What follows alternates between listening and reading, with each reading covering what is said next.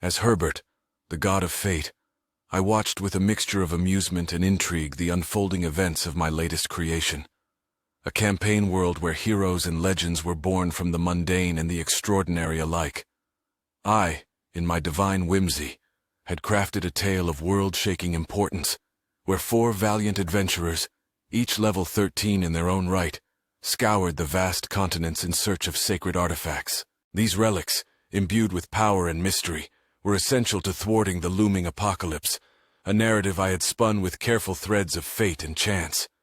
Yet on this particular eve, as the heroes ventured into a sleepy tavern in a quaint town, their quest for the unbreakable crown took an unexpected turn. The adventurers, seasoned and battle-hardened, found themselves drawn not to the whispers of ancient artifacts, but to the sorrowful tale of an unassuming NPC, a man named Old Dan, whom I had conjured on a mere whim. Old Dan, a simple character in my grand design, had been touched by tragedy. His son kidnapped by goblins, a plight seemingly trivial in the face of the world-ending saga I had set into motion. Yet the heroes, moved by compassion and a sense of justice, veered off the path I had laid before them, delving into the depths of this personal sorrow. Their decision intrigued me, for it was a deviation from the epic narrative I had so meticulously crafted. As the god of this realm, I could have woven their path back towards the grand quest, yet in a moment of divine caprice, I chose to indulge their heroism on a smaller scale. I watched, a silent spectator, as they traced the goblins to their lair, a dank hole in the ground, and made short work of the guards. Their high-level prowess was evident as they effortlessly dispatched each foe, their laughter echoing in the dark chambers, a stark contrast to the grim setting. Their journey through the goblin den was a testament to their growth.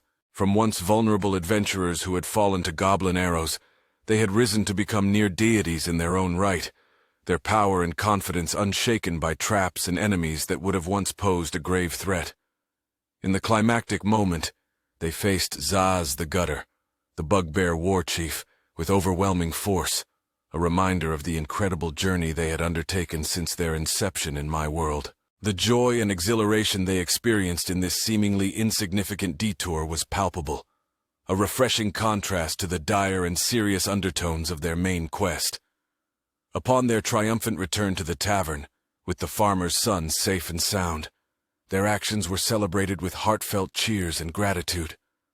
The heroes' kindness, shown in their refusal of the meager reward, and their generous donation to the boy, was a shining example of their noble spirits. As they contemplated their retirement plan, a light-hearted moment in the midst of looming darkness, I, Herbert, couldn't help but feel a sense of pride and affection for these characters who had grown beyond the confines of the story I had set for them.